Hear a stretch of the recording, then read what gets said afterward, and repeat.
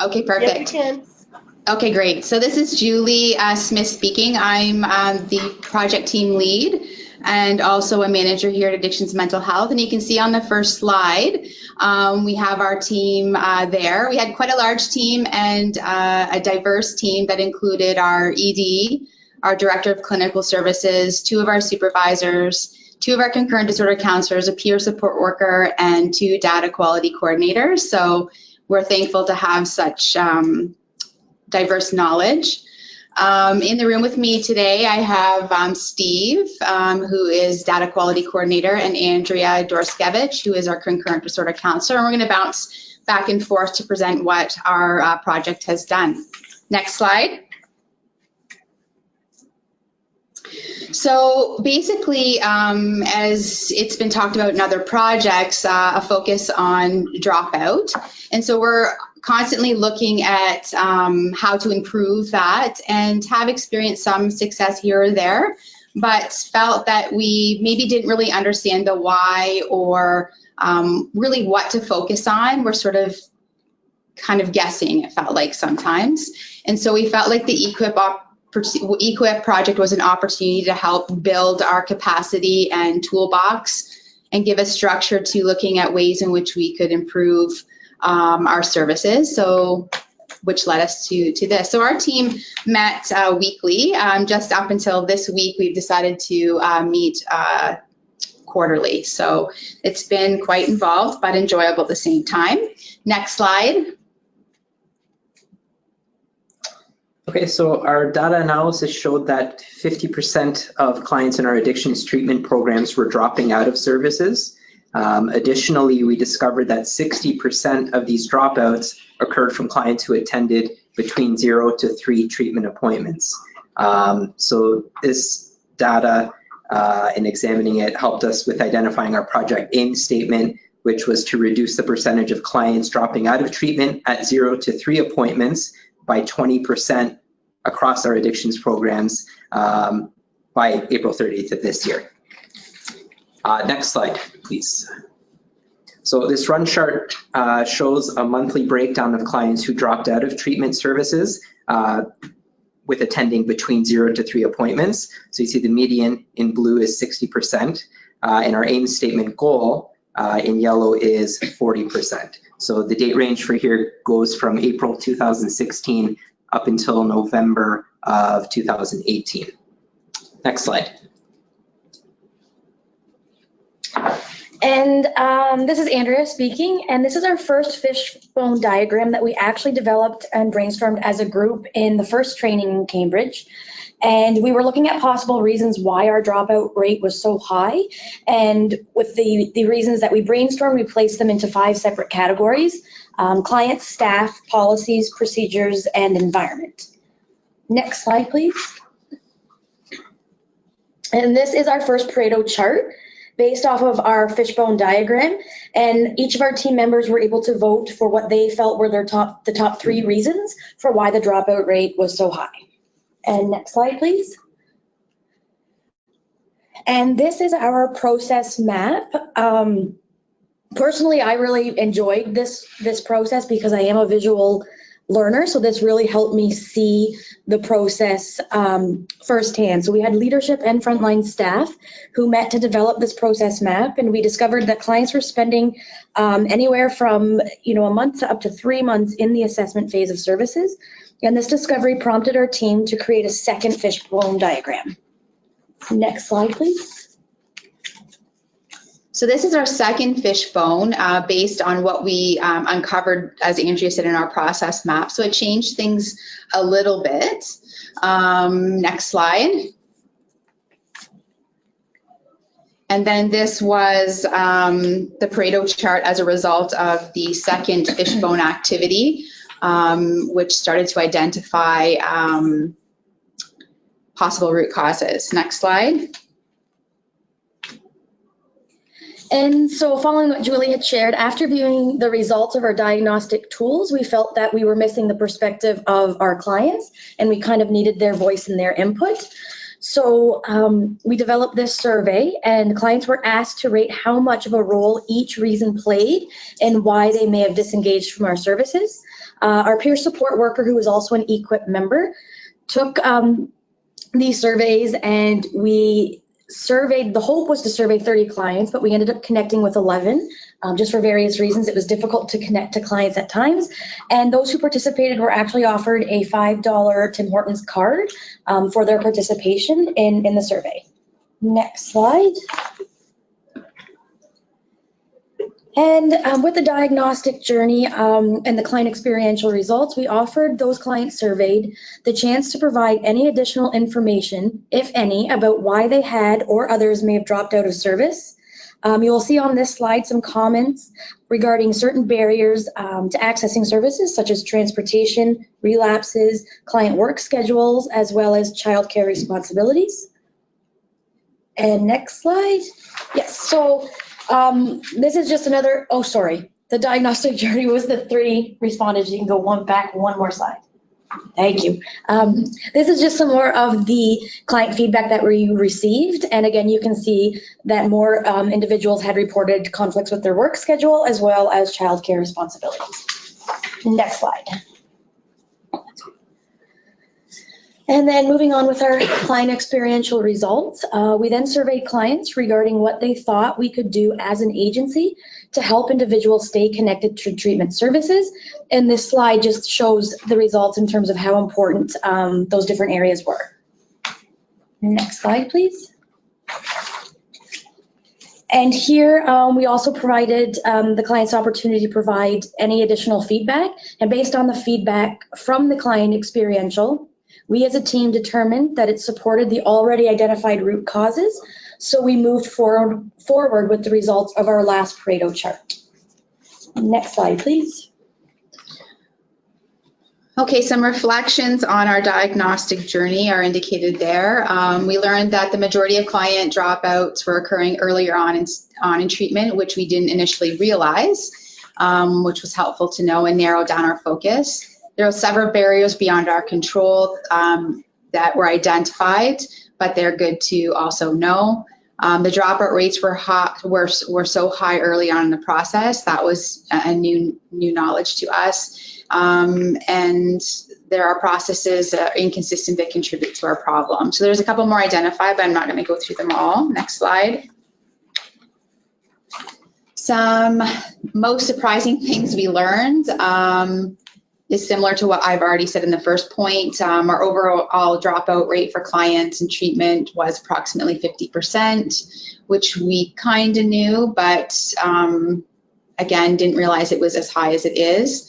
The process map was really revealing to us because we didn't really realize it was taking that long an assessment, so that really was enlightening. We did have some quick wins when we did our matrix exercise, which Steve will talk a bit about.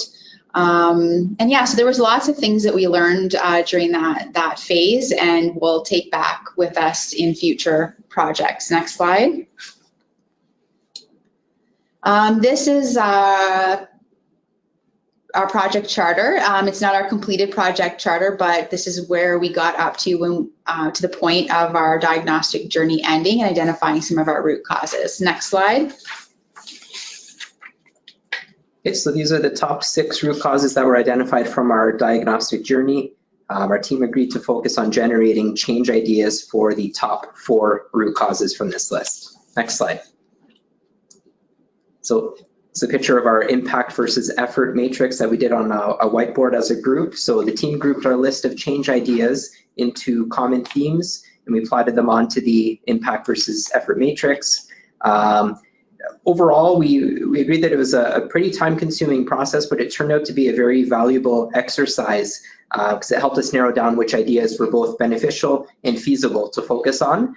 It also generated some good discussion. It was interesting to hear the different perspectives from the team. Next slide.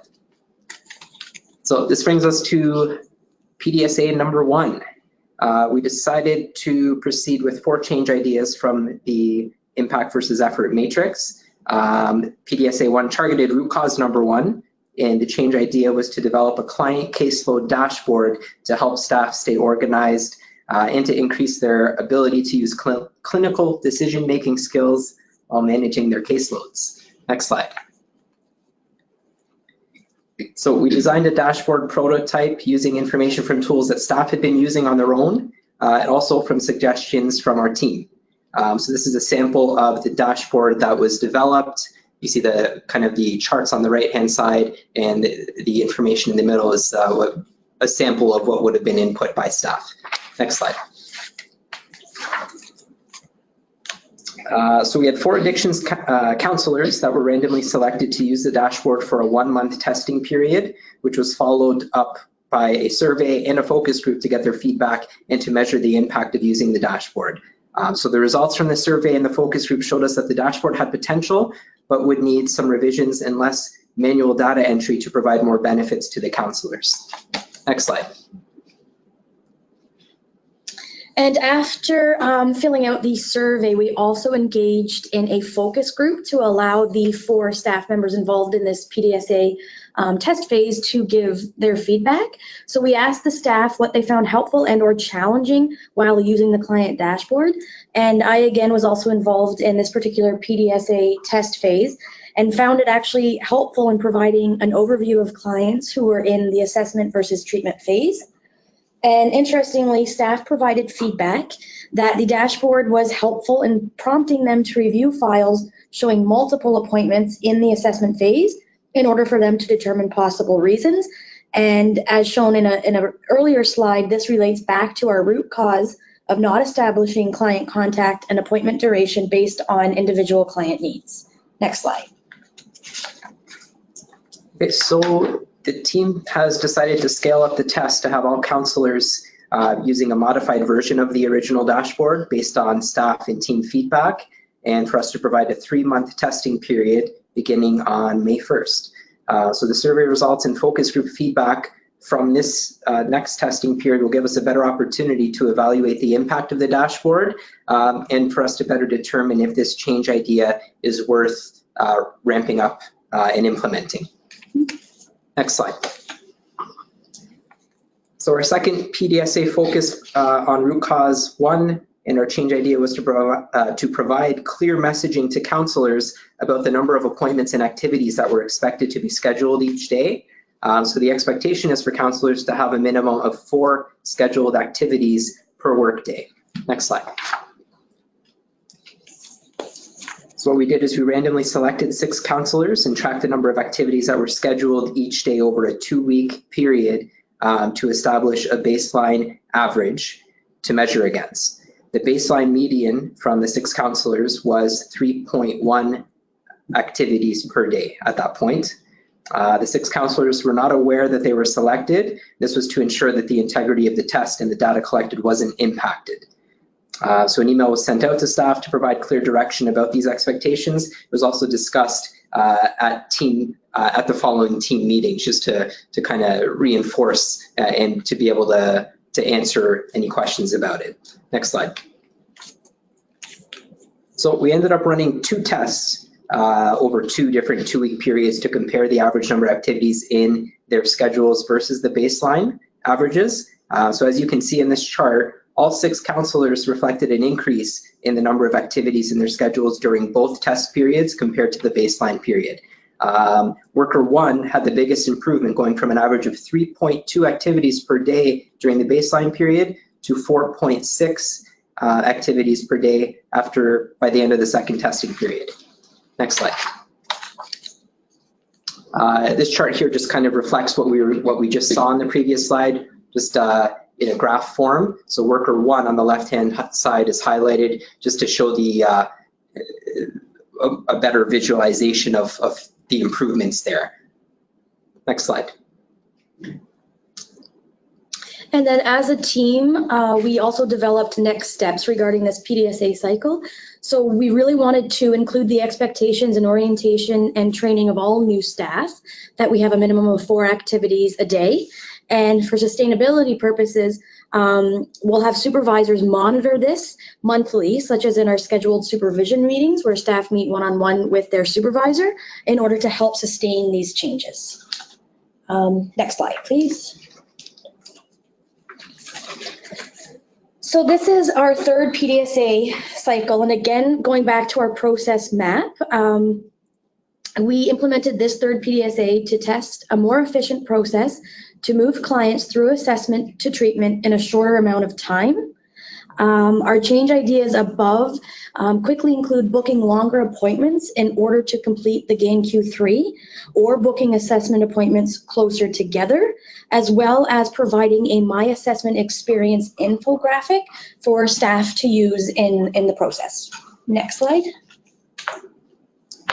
So we're still in the testing phase of this PDSA. At this stage, we're projecting that we might need to extend the length of the testing period due to cancellations and no-shows from client appointments. So this one's still in process. Next slide. All right, so moving on to PDSA 4. This one focused on root causes 3 and 4 from our list. So we determined that creating an infographic and a frequently asked questions sheet for counselors to review and for clients to take home would provide more clarity and would reduce confusion among clients about what to expect from our services. The idea would be for counselors to use the infographic as a touchstone throughout the client's journey with us. Next slide. So the team brainstormed ideas on what to include on an infographic that would appeal to clients that would be easy to understand. So we shared a draft copy of the infographic to clients during a group facilitation to get their feedback and to make any final revisions before really going through with the test. So the infographic guides clients through intake assessment, treatment, service, planning, and discharge, and the frequently asked questions section is on the back. Next slide. So this is just what the front and back of the document looks like. Next slide. So this PDSA is still currently in its testing phase as we need more data to truly assess its effectiveness. I think while we're still testing that, I think the consensus among the team is that it's a great idea. Can't do any harm necessarily, but we've got to see if it's really benefiting our clients. Next slide.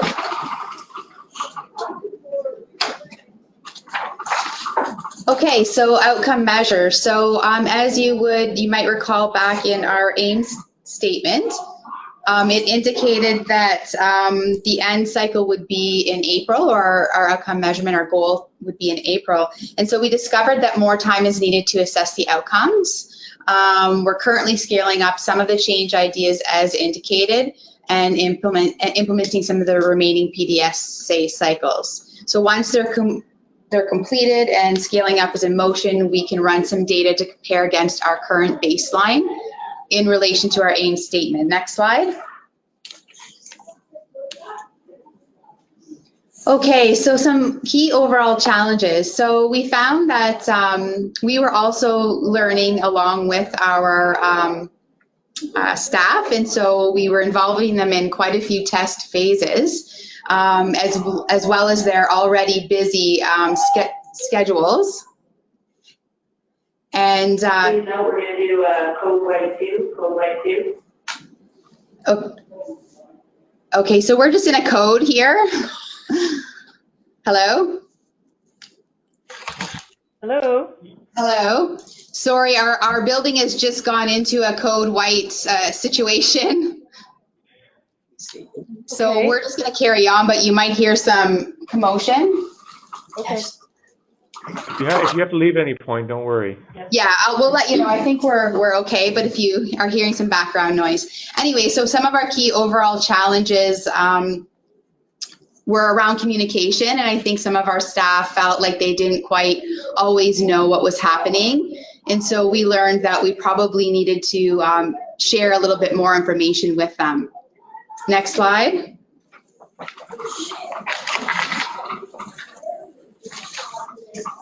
So, certain lessons that we learned as a,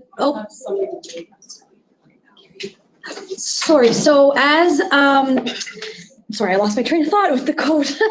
So as lessons learned from our team, what we were most excited about, you can see on the slide, the opportunity for change and creativity. What I also found helpful and was excited about was the involvement of staff in all positions.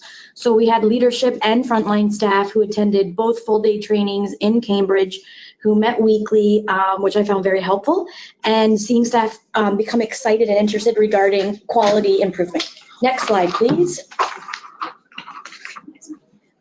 So the lessons learned, factors enabling our project progress and pace. Examples on the slide are leadership, support, and participation in the project. We found very helpful and very meaningful, as well as the weekly meetings. And we actually developed and used Microsoft Teams. And we found this really helpful in terms of helping the progress and pace, because it was an organized place for our team members to find any sort of information, meeting minutes, anything that was relevant to keep everything going. Next slide. And then on this slide, so what would you do differently next time? You can see some of the feedback here. We would provide training for staff earlier in the process, and we thought that this may help them understand what the diagnostic tools are and how they're used, so we can kind of get more of that frontline buy-in. And we also thought for next time we would set longer time frames for testing cycles, as well as our overall aim statement goals. As we found through this process, it is sometimes difficult to connect with our clients regarding surveys to ensure that we're including their voice as well. Next slide. Okay, so impact on our organization beyond the point of the project. I think we're grateful that our leadership at our organization is deemed QI a priority, which is great. It's allowing us to make decisions that are rooted in evidence and outcome, which feels good. We're not guessing. We're gaining efficiencies and improving our services is what our goal is. We're engaging clients in the experience, which we need their voice. And we feel, we're becoming more forward-thinking, progressive, proactive, and being creative, thinking outside of the box, which is good, and involving, all staff in different roles. Next slide. So next steps to progress improvement. So we're obviously, as mentioned, continue to implement our remaining PDSA cycles and measure our dropout rates against our baseline data. Share our E-QIP journey more broadly across our team, establishing a sustainability plan for embedding QI departmentally, so scaling that out, and we have some plans through our annual work plan to create some small QI groups on some identified change ideas that staff have come up with, and developing a communication strategy for QI, so making it sure clear expectations, practices, and regular updates. So embedding it in staff meetings, team meetings, ongoing training that's QI related for current and new staff, and using QI tools and processes to move forward our next fiscal year work plan priorities, as I already indicated. Next slide.